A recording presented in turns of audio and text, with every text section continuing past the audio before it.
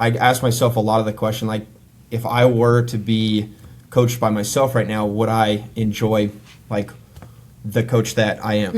And so I really try to kind of ask myself and put myself back in those, like, that athlete kind of mindset again, and try to really look at myself as a coach in that perspective. So Before we get started, everyone, if you believe athletes deserve better conversations around leadership, development, recruiting, and the real journey behind college sports, make sure you like, comment, and subscribe below about the biggest challenges athletes face in today's recruiting culture. Your support helps us continue creating conversations that give athletes, coaches, and programs a platform to be seen. Today we're joined by Chaz Lopez, head assistant baseball coach and recruiting coordinator at Adams State University. After playing at 4 different colleges during his own baseball journey and competing professionally with the Colorado Springs Snow Sox, Chaz now focuses on developing athletes into strong leaders both on and off the field. His coaching philosophy is built around relationships, resilience, and helping players find the right fit for long-term success. Thanks so much for joining us, Chaz. yeah, thank you guys for having me on today. I really appreciate it. Absolutely. So before we get into your coaching journey, can you tell us a little bit about how you got into the baseball world? Yeah, absolutely. I mean, I think like most athletes who go to college, I mean, I started at a really young age, but I was really undersized out of high school, so I went to a small D3 that was just 30 minutes down the road from my house. Went there for 2.5 years, redshirted my first year, played a little bit my second year, and then when I went back for my third year, just like I kind of told you guys, just wasn't the best fit for me. And so I decided to move on to a junior college that was just down the road. That was an absolute blessing. That was at Clark Community College in Vancouver, Washington. Played there for a year, had a really good year. Ended up giving myself the opportunity to play at Colorado Mesa, obviously one of the best Division IIs in the entire nation. I think right now they're actually number 1 team in the nation, and we play them every year, so it's crazy to coach against them. But that, again, wasn't the right fit for me, and so I moved on to Bellevue University, which is an NEI out in Omaha, Nebraska. Was out there for 2 years, had a lot of fun, outstanding program, and then got the opportunity, like you guys mentioned, to play down in Springs for a year, and so just been a crazy journey, or it was a crazy journey for my college career, just bouncing around, transferring, playing in 4 different states over the course of 6 years. Was a wild journey, and it's a journey that I absolutely loved because it just taught me so much about myself, and it's helped me dramatically as a coach too. I mean, obviously playing for 4 different head coaches and seeing very, very different coaching philosophies and styles has helped me drastically just learn how to coach and be the coach that I am now. That's awesome. Speaking about going back and playing, Mesa that you're playing right now at Adams State and everything, what's it like having experienced both as a player and then also the coaching sides of athletics? I mean, I think especially now as a coach, I realize I have a very different perspective than I did as a player, and so I think the biggest thing, and I take this into how I coach my athletes, is as a player I always had the perspective of, like, I wish sometimes my coaches would create better relationships with me, and so having that perspective as a player, I use that now as a coach. And so I think a lot of the things that I do as a coach are things that I wish coaches would have done for me when I was playing, whether it was growing up in high school ball or going to college. And so, like, I ask myself a lot of the question, like, if I were to be coached by myself right now, would I enjoy, like, the coach that I am? And so I really try to kind of ask myself and put myself back in those, like, that athlete kind of mindset again, and try to really look at myself as a coach in that perspective so that I can be the most effective coach. Before we move on, let's talk about something every serious athlete needs to pay attention to: your digital footprint. Fan-Day Nation has just released a powerful new tool to help athletes make sure their social media profiles are fully optimized and recruit ready. Today, coaches aren't just evaluating game film, they're evaluating character, leadership, and maturity online. This resource gives you a step-by-step roadmap to clean up your profiles, highlight your strengths, and avoid common mistakes that can cost opportunities. If playing at the next level is your goal, don't leave your online presence to chance. Go check it out now at fandaynation.com. Yeah, That's definitely important for that team atmosphere. For sure, absolutely. Let's go to let's pivot a little bit and talk about your injury and how that affected you. Yeah, so I was injured, honestly, my entire career. And so I hurt my back my senior year of high school. And it was just something that I dealt with my entire career. I had years where it was better than it was other years. But really, that back injury taught me how to be very, very mentally tough. Just because, like I said, it was something that I dealt with every single year. And then it taught me kind of what I needed to do myself to get myself right as a player.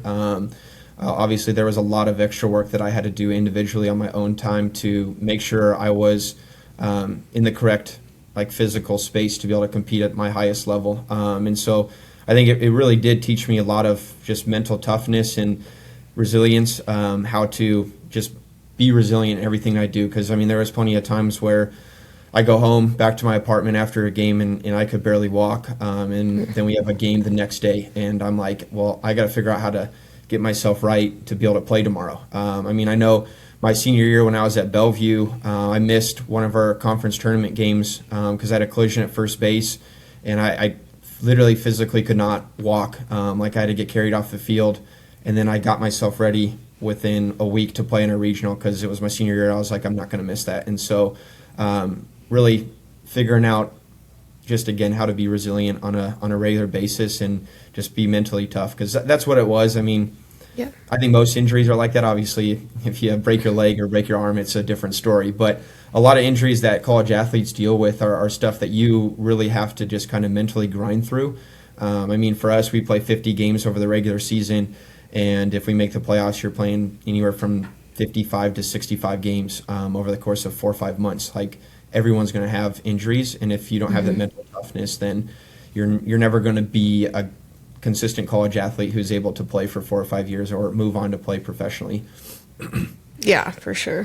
How are you guys focusing on injury prevention at your school?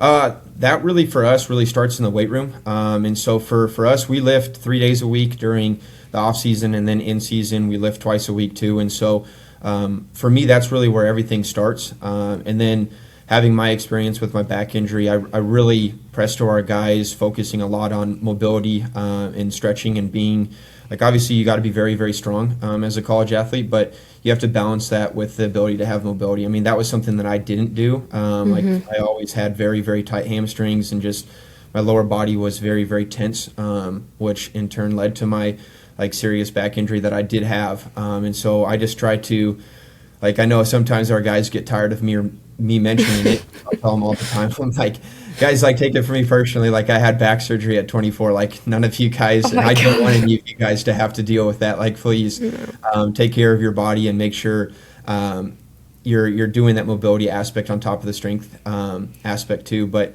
another piece is using the weight room, or not using the weight room, sorry, using our training room. And so using our athletic trainers.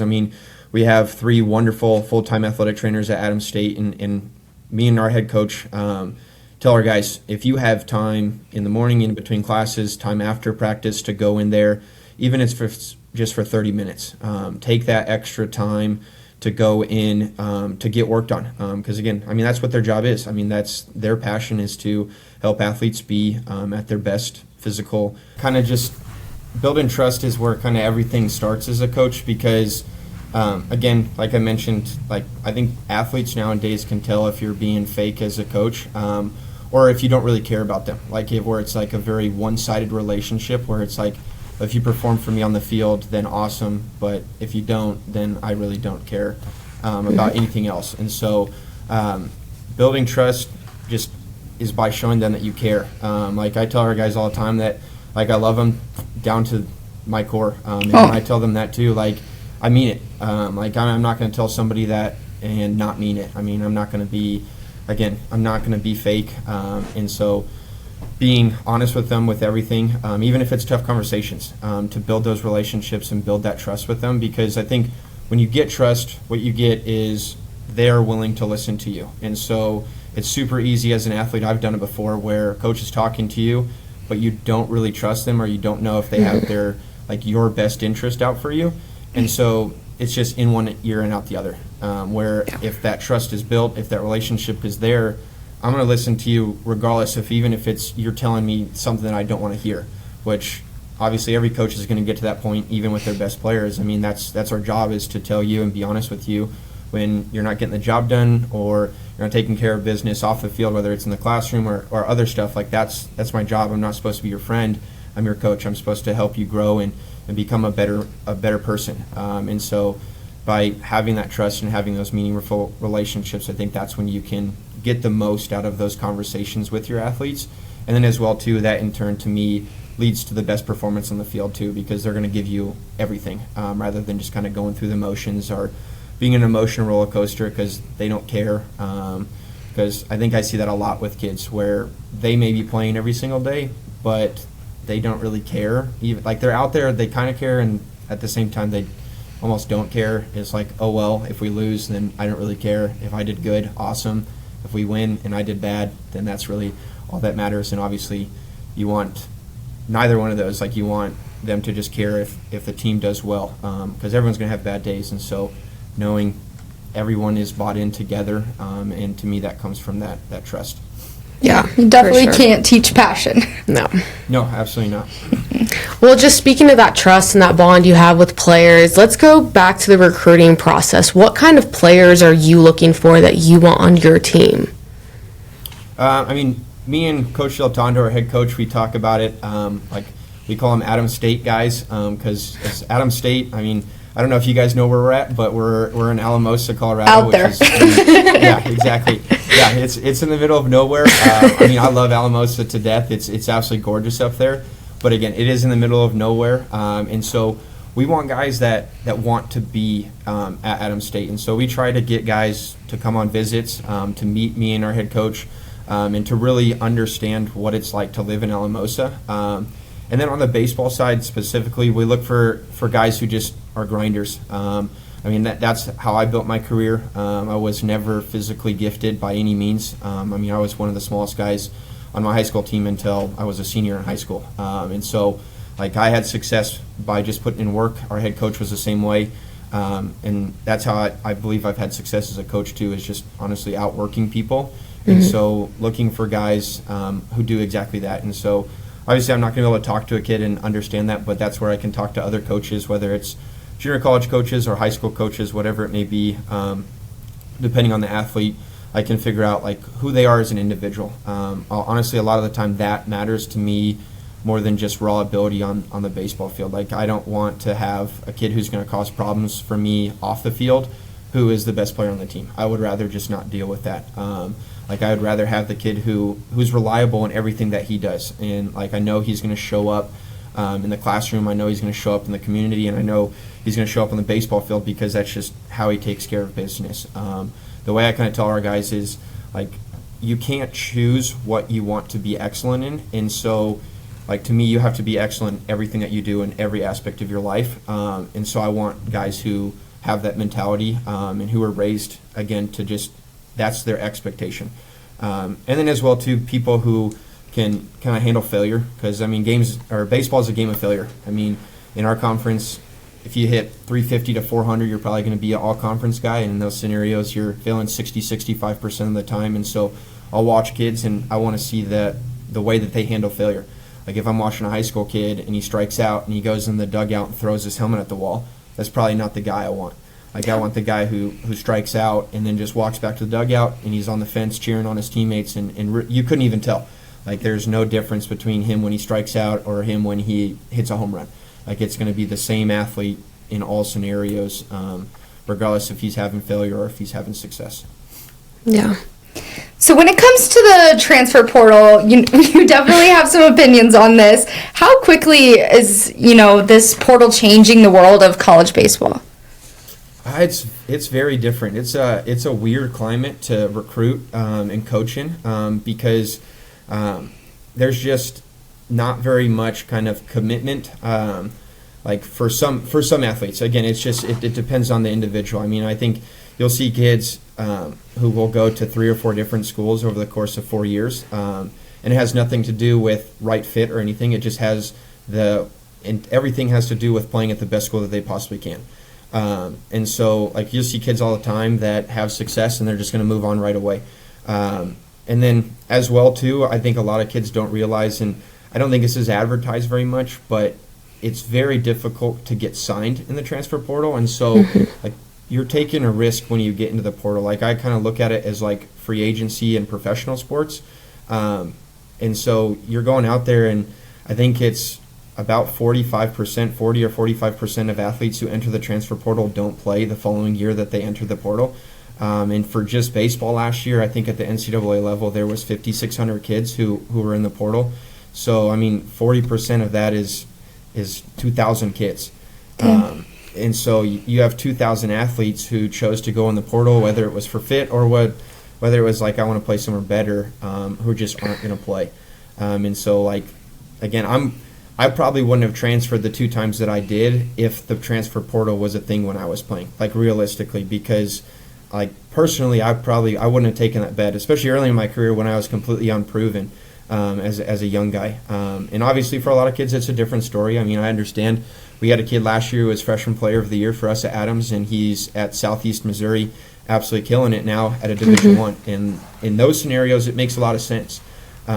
If you can go and move up and play Division I baseball, I totally understand that. Or you're really good at a mid-major D1 and you can go play at LSU. Like, I understand that. Like, that makes sense. But for a lot of kids, I think it's having a little bit more resilience, like we talked about already, and like sticking it out for a year or two. And if it's not a good fit after a couple years, then that's a different story. But just because you don't play as a true freshman, you see a lot of kids who do that. They don't play as a true freshman in a college system where you're competing against 22, 23, 24-year-olds at 18, and they're just like, I'm just going to move on. And they don't have that, like, resilience and commitment to a program anymore. It's just like, I'm just going to go find a place that I can play at right now, rather than putting in a year or two, maybe redshirting, and having that resilience, mental toughness of sitting on the bench for a year and learning and growing from that, rather than just quitting and moving to the next place that you can go and play, or at least you think you can.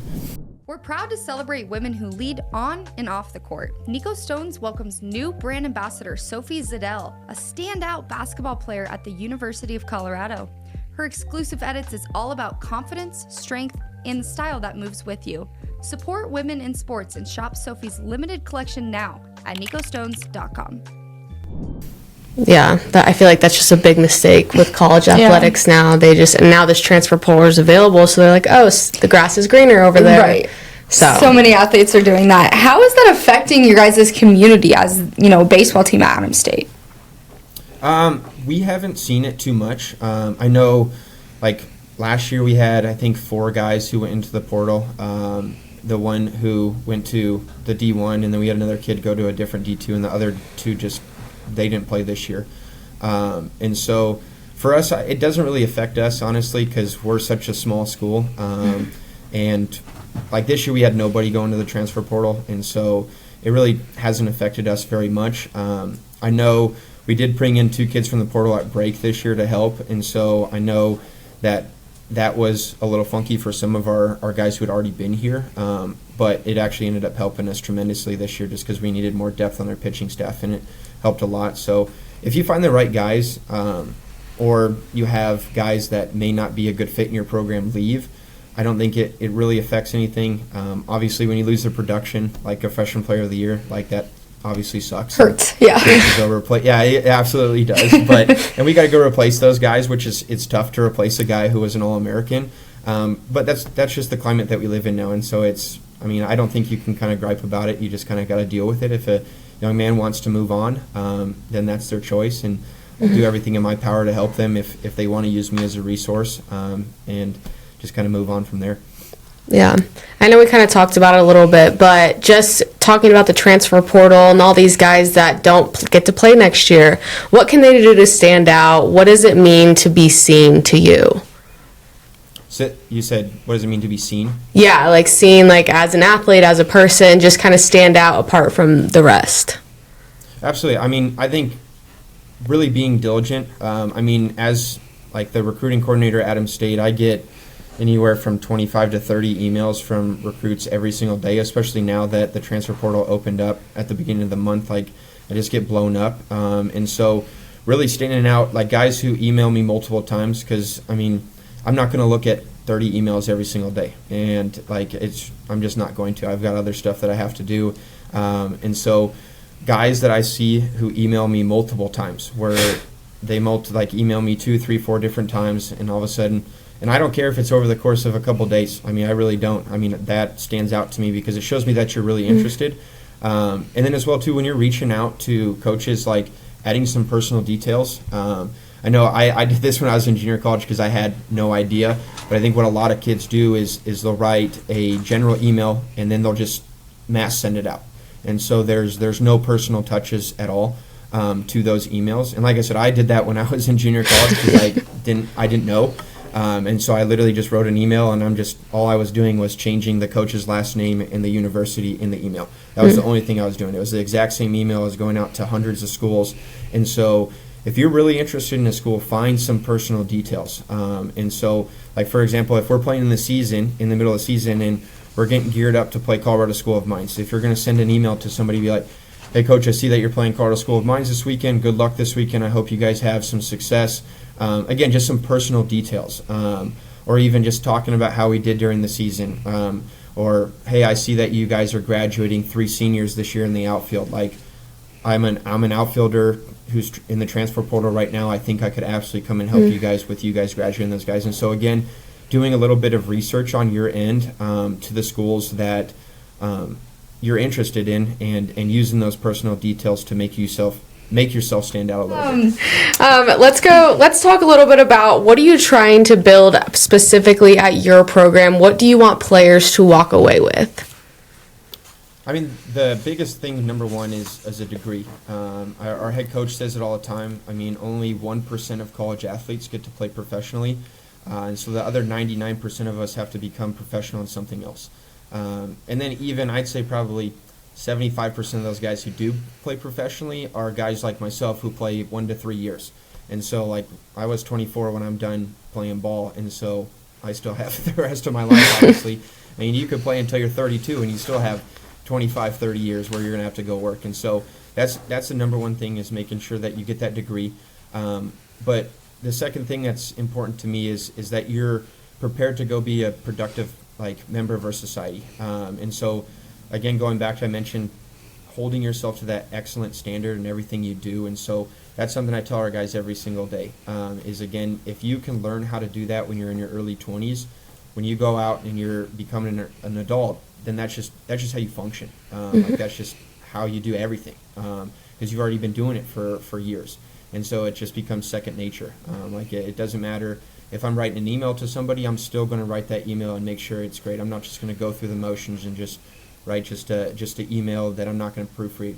Like, it could be as small as something like that, and that, to me, carries over into every aspect of your life. And so, again, just making sure that's cemented in our guys. And then, 2, just becoming a really, really good person. I tell our guys all the time, I mean, there's a lot of homeless people in Alamosa, and so just simple things like, again, going up to somebody and just being nice, saying hi to them. I mean, if you got a couple bucks in your pocket, just like, here's $1 or $2, and just being nice and just kind to everybody that you interact with.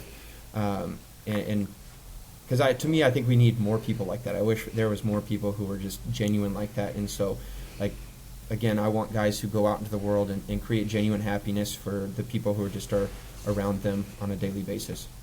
That's awesome. It's bigger than a sport. Yeah. Absolutely it is. No, 100%. Chaz, thank you again for joining us and sharing your story. Your perspective and your passion for developing athletes is impeccable. We appreciate the impact you're making through coaching and mentorship. And thank you to everyone watching and listening to Fan Day Nation podcast. Make sure to like, comment, and subscribe, and then share this episode with an athlete, parent, or coach who needs to hear this conversation. We'll see you next on Fan Day Nation. And before we go, Chaz, where can we find you? I really don't have too much social media. I really just have Twitter and LinkedIn, and then obviously on the Adams State website as well. I work multiple jobs at Adams State, so if you look on the baseball website or just our athletic, I'm our assistant SID too. So You can find me on there, but Twitter or LinkedIn as well. Perfect. Awesome. Well, Chaz, thank you so much and good luck with your future coaching, and we'll be sure to be watching you guys. Thank you very much, guys. I really appreciate having me on today. Of course. Have a good rest of your day. Bye bye. Yeah, you guys.